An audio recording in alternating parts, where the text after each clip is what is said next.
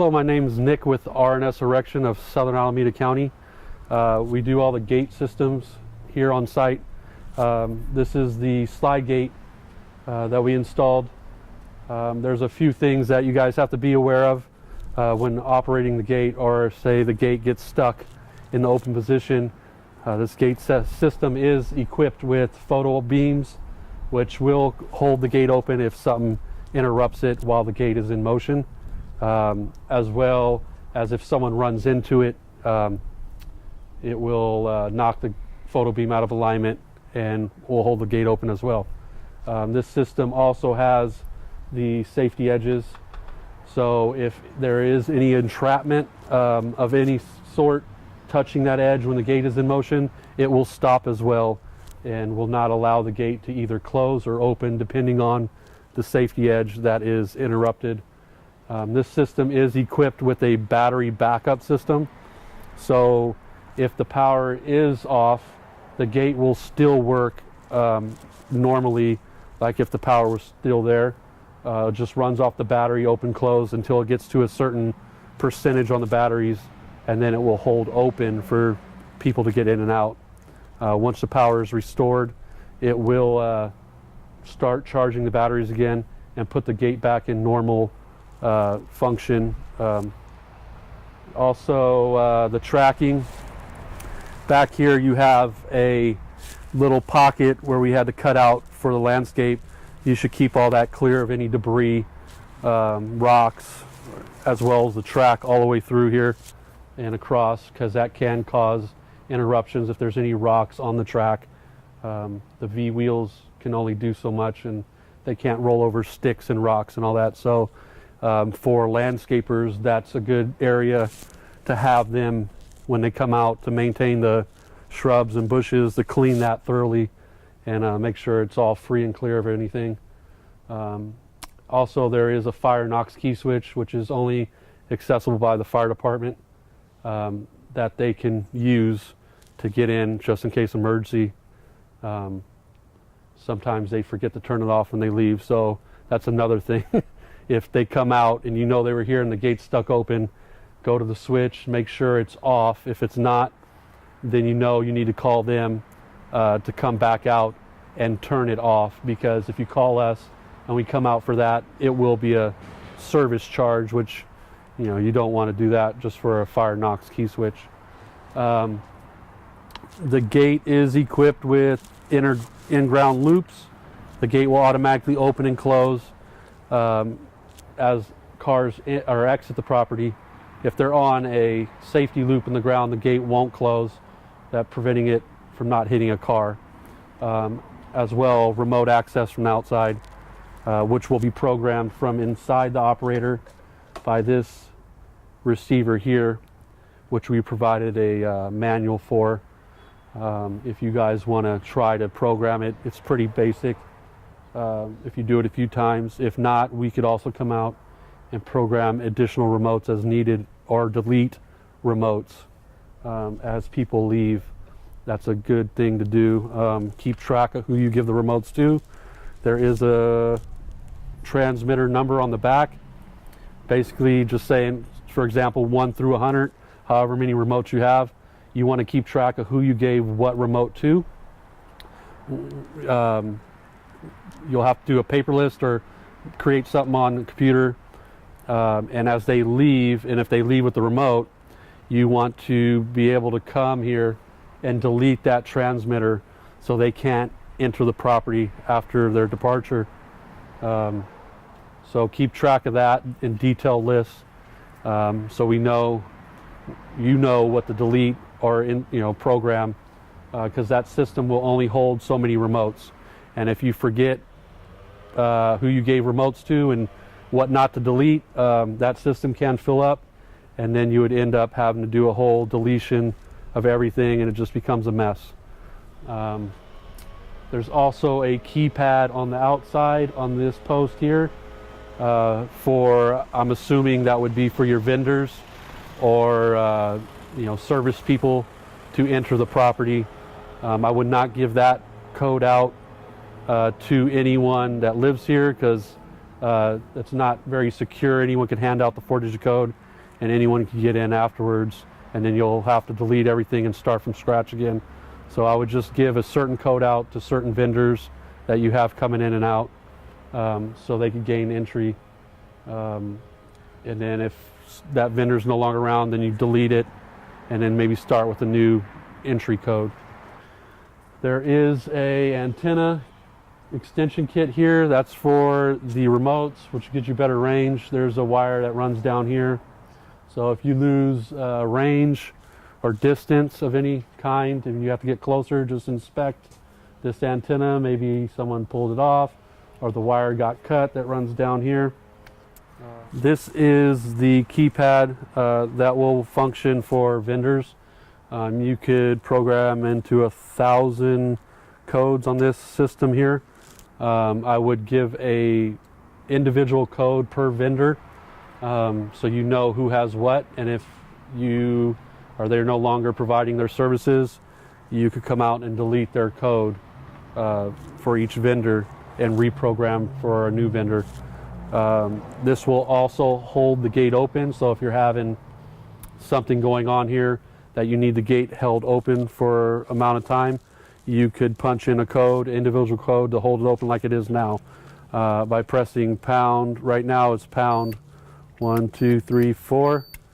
It will beep, the gate will cycle shut now and go back into its normal function. Or for momentary open, right now we got pound 6881. That was for us for testing purposes. That's just momentary. It will open, get to the open limit, and time shut at normal function. But yeah, if you do need to hold it open, you could do it with this. And this below it looks like a kill switch. I would lock that up. You do not want people coming here and turning the power off, because it will run out the batteries and possibly kill the batteries. This is for maintenance use only. So put a lock on it as soon as possible. So, and then just to show you the remote, when the gate's closed, it will open the gate and also cycle shut once it's to its full open position.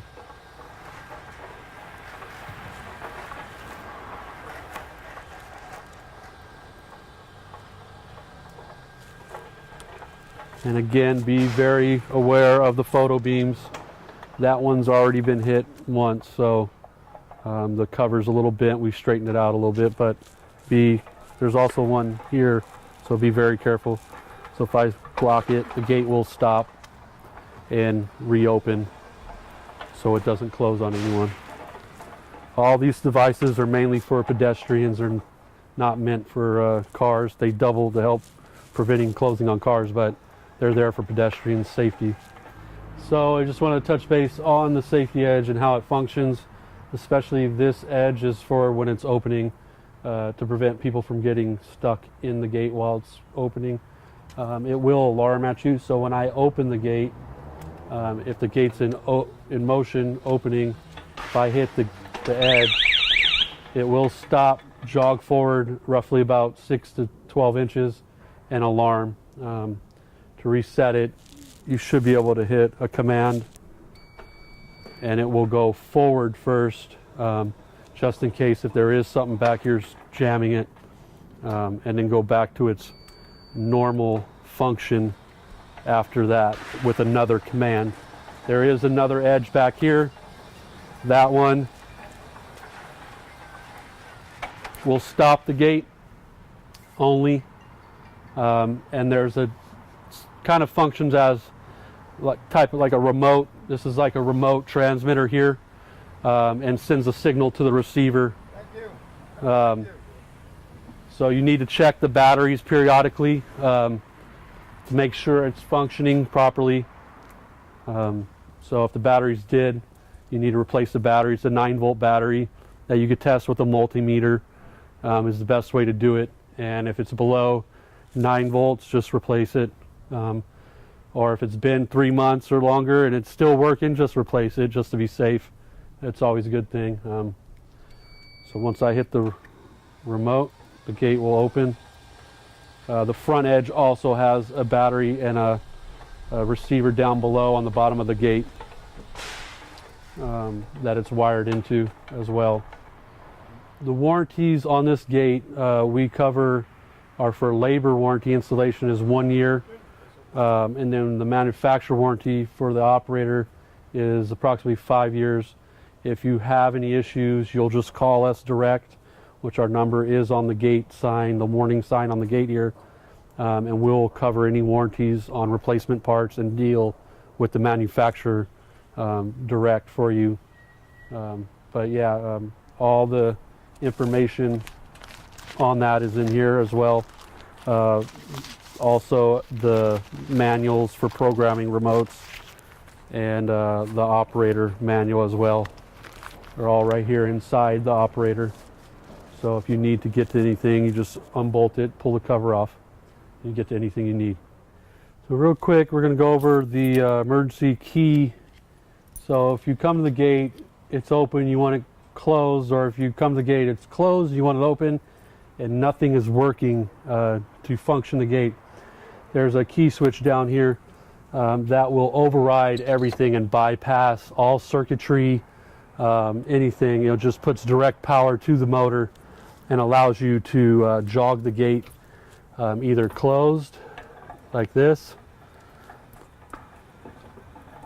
You got to hold the key the whole time to get it all the way closed. If I stop, it will stop, or I'll jog the gate open, back in the open position, holding the key as well. And that will stop when you let go. So that's for, your maintenance department only, or for us, for emergency purposes. So if you need to get the gate open or closed, that's what you do. And it's right here in this little door to get access to that key switch. And there's also a reset button in here as well. So you could always try hitting the reset button to reset anything if it's stuck or something's going on. There's a red button, just hit the reset. It might clear a code in there that's keeping it open or closed and not allowing it to function normally.